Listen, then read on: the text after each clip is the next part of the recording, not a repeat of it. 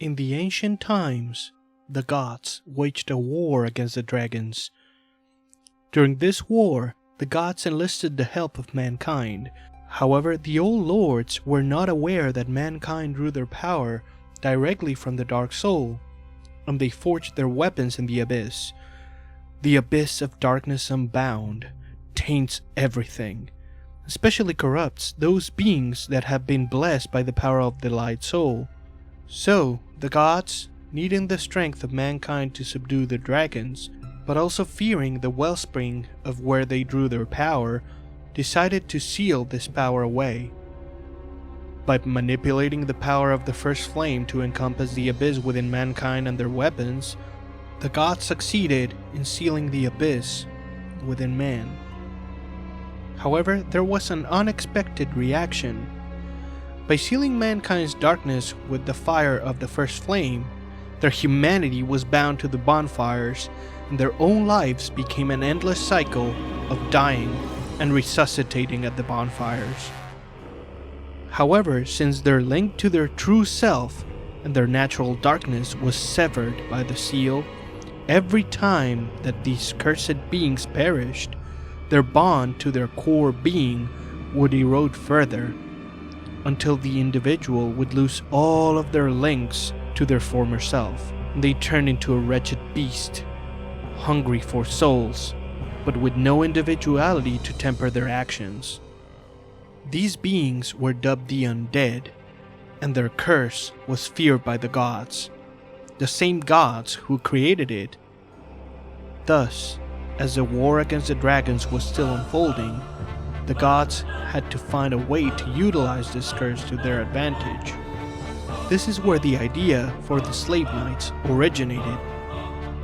The gods single-handedly decreed that the humans that had been branded with the curse of the undead while fighting the dragons would become slave knights, warriors to be used as immortal fodder, to be charred, broken, and slain again and again until their bodies became decrepit and their bones twisted, losing themselves with every death until they went outright mad.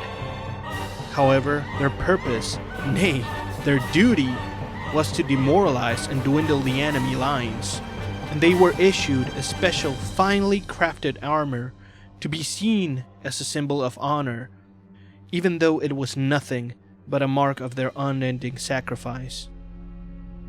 And so, even through all of this torture and suffering, even when they had lost themselves and their minds, they were never relieved of duty. Such was their destiny. Such was the gods' decree. However, there was one amongst these knights, a gentle soul, who loathed the fighting and yearned for a gentle life. His name was Gael, the slave knight. Gael fought an interminable bout, never forsaking the duty forced upon him and his kind by the gods. So he fought in the war again and again, dying with the rest of the slave knights, but never losing the vision of that peaceful life. Maybe if he endured the pain, maybe if he kept true to himself, he would one day get to live a peaceful life. He attempted to enlist his comrades, but facing these insurmountable odds, most of them lost their sanity.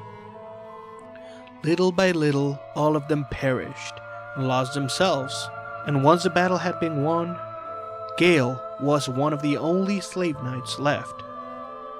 The gods had won the bout against the dragons, and all three lords, Gwyn, Nito, and the Witch of Isolith, created great kingdoms and expanded their rule. However, the gods still feared the power of the Dark Soul, commanded by the Pygmy Lords, so they used some of the leverage they had used to bargain for their support in order to entrap them and keep a watchful eye upon them. And so, to this effect, the Pygmies were gifted the Ringed City, a city at World's End, and Gwyn tasked his youngest daughter, Feleonore, with keeping an eye on it, and by extension, keeping the Dark Soul contained. And just like that, the slave knights were done. Their purpose vanished, and the ones who survived found themselves with no nation and no one to turn to. And so began the great pilgrimage of slave knight Gael, a man who fought in a war but was no warrior, a man who perdured through death but was quickly disposed of like a piece of rubbish. Yet his purpose was clear as ever: bring forth a world of peace. And with that in mind, he journeyed on. And while he did so, the first flame that granted the lords their lord souls started to dwindle, and the same slave knight who had been used like a tissue journeyed looking for a place to belong, a place where he could be and not be pushed to kill, pushed to die, and ultimately be pushed to lose himself like all of his brothers, cursed by the gods and ultimately feared by them. The people feared the cursed ones like a plague. Some people would rather keep dreadful things out of sight, out of mind. In the end, they swept them up and corralled them here. So very typical of meek minds, don't you think? So the fire finally faded, and Gwyn, the Lord of Sunlight, was forced to sacrifice himself to prolong his age of fire. But what would this mean to one such as Gael? After all, the age of fire had meant nothing but pain and suffering to him. Why would one want to prolong it? But prolong it Gwyn did, and then a chosen undead after him, and then another, in an endless cycle. Anything that has a beginning also has an end. No flame, however brilliant, does not one day splutter and fade. But then, from the ashes, the flame reignites, and a new kingdom is born, sporting a new face. It is all a curse. A curse. All a curse. The curse of the linking of the fire. The curse of the undead. Was there not another way? And this is why Gael journeyed on, just to answer this question. And eventually through his travels, Gael learns of a painted world. A world made for the rejects, the forlorn, those who do not have a place, or sometimes even a body to call their own. Gael reaches this place, hopeful of the prospect of a gentle place, only to find that this painted world is also locked within a cycle, and cursed to repeat the cycle of paintings again and again. It is in this ultimate moment of despair that Gael meets a little girl. This small white-haired child informs him that she is a painter, and that her mother has taught her how to paint an enduring world. Gael crumbles at her feet and sobs uncontrollably. He has finally found her, the lady who can rid him of this torment. What is wrong, Uncle Gael? Unable to resist his lady's plea, Gael tells her of his tale. I promise I will paint a gentle world for you to live. It is at that moment that Gael swore an oath upon his life. He was going to do anything he could to make her painted world a reality. This painter girl, frail and small as she may be, was well versed on the art of the painting, so she tells Gael of all the supplies needed for that enduring world to be painted. Yet there was a problem. A maiden from the sable church of Londor. She had arrived to the painted world. She was one of those unkindled ashes, those who had tried but have failed to link the fire. For some reason, the well of their desire always seems to run quite deep, just incapable to let things go, to let things be and rest. No, the desire for the flame that rests within the bosom of a champion drives these unkindled ones to do whatever they can to satiate that titillation. In this particular maiden's case, her desires push her into influencing and commandeering the good Father Ariandel, after which the painting was named. Painted worlds must eventually be made to burn, as if they don't, they will eventually rot and stagnate. So, Lady Elfriede convinces Father Ariandel that the painted world should not be allowed to burn. Her demeanor is sweet, and she treats the father with love and patience, more than he had ever experienced before, so he decides to place his trust on her. Following this, Elfriede commands her loyal knight, Wilhelm, to imprison the painter girl and forever guard her. At this particular moment, Gael was crushed. His lady, the painter girl, had let him know that this paint must burn, or a new one cannot be painted. But how can he win against Frida? She's unkindled, and while she failed to light the fire, she's still a champion at heart, something which he himself will never be. Gael was driven to his knees due to this prospect, so he decided to leave the painted world he had come to love in search of a champion that could help him against Lady Elfriede. And at this point, he kneels down in the cleansing chapel and prays to his goddess, Mother of the Forlorn. He needs a miracle, and indeed a miracle does appear before him. Just at the moment he felt like he had completely failed, an unkindled ash enters the cleansing chapel. Gael cannot believe it, but he quickly coaxes the unkindled one into the rotten painted world of Ariandel. This ashen one, a failed champion, braves the icy fields of the painted world, risking life and limb to get to the depths of the painting. He defeats Elfriede's knight, Wilhelm, and frees the painter girl. This unsung fighter pushes against all odds and finally faces Frida herself with slave knight Gael at his side. Never since the ancient war had Gael stood shoulder to shoulder with a comrade in arms, and with the Ashen One's help, he defeats Lady Elfriede, eldest of the three sisters of the Sable Church of Londor, church which she forsook for the comforts of a rotten painting and an upper hand at the good Father Ariandel. In the end, the clash of two ashes, forever seeking embers, finally sets the painted world ablaze. And just like that, the first step for the new painting, flames, had been finally achieved. Yet, an even more daunting task lay bare in front of Gael's feet. In order to paint this new world, the girl needs an ever-enduring pigment, made from the most enduring Lord Soul, the dark soul of man. Thus begins an endless journey, a journey to procure that which has been lost to the sands of time, or perhaps not lost, but hidden. So Gael presses on. Through countless battles and locations, Gael searches for the dark soul of man, to no avail.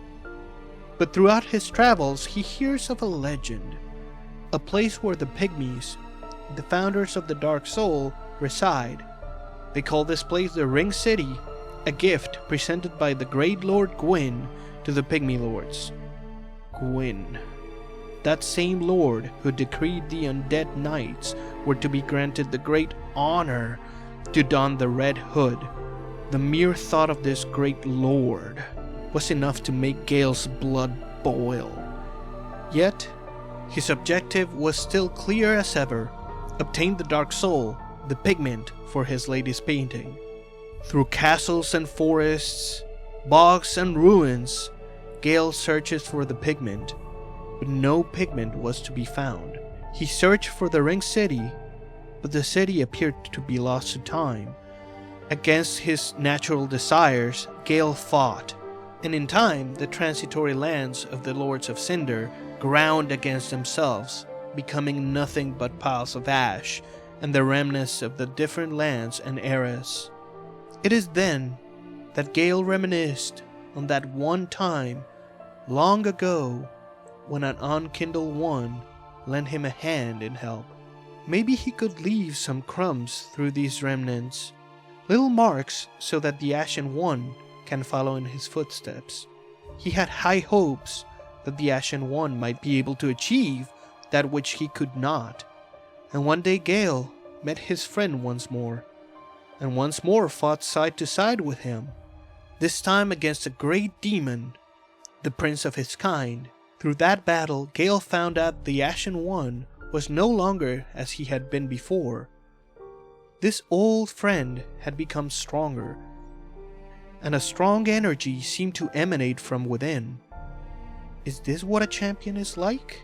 And at that time Gael knew if he was to fail, maybe his unkindled friend could succeed. But that was nothing but a fleeting thought. The fight against the demon prince was won, and after that fight, the champion disappeared, as if he had been whooshed away by some kind of sorcery. And in time, Gael's memory of this champion faded, just like everything else in that world. Yet Gael endured. Through countless battles, Gael looked for the pygmies until a legend arose, the bearded undead assailant that would stop at nothing to get to the pygmies.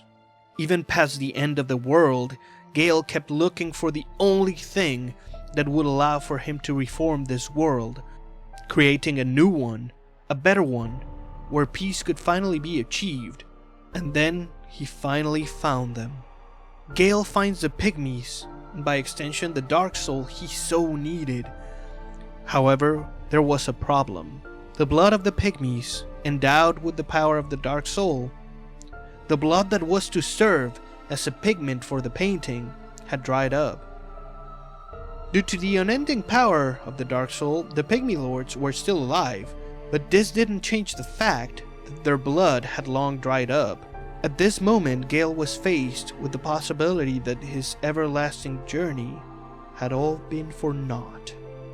This mere prospect terrified him, as he had had to sacrifice his own sense of being to achieve this single goal. It is at that point that a terrible thought ran through his head. What if he were to consume the Dark Soul himself? However, Gael knew he was no champion, and consuming the Dark Soul would spell the end of him. But was there any other option? Was he to accept that the peaceful world of his latest painting was not to be? No, that was unacceptable. A man born to die countless deaths, to bear that excruciating pain again and again and again, just to become a useful thing to the gods. He had lost all of his friends. All of the slave knights had gone insane and were long gone. Was he to give up on his dream? He had to consume the Dark Soul. And so he did, without knowing what would happen next. Consumed, twisted and deformed by its power, Gael loses himself to the Dark Soul. It is at this moment, when the world has ended and all that perdures of the Dark Soul has been consumed by Gael, that the Ashen One finds his friend, only to be confronted by the reality that the one he once knew as a friend was no longer there, and that the only way to save Gael is to vanquish him. And painful as it might be, the Ashen Champion must bear his duty for his friend, and give Gael this one last mercy. At the end of time, only 2 warriors remain, fighting to their last breath for the Dark Soul of legend. Gael has been made powerful by the Dark Soul, but in the end he knew he was no champion, and facing an actual champion, his journey finally comes to an end. And so, with Gael in his mind, the Ashen One brings back the pigment to the painter, ensuring that Gael's sacrifice was not in vain. That painted world was to be a reality. Gael was a man born enslaved to the whims of the gods, forced to live a life of anguish and death. Yet, through his sacrifice, Gael gives us something precious, something fleeting, something that seemed to not even exist in this universe. Through his sacrifice, he gives us hope.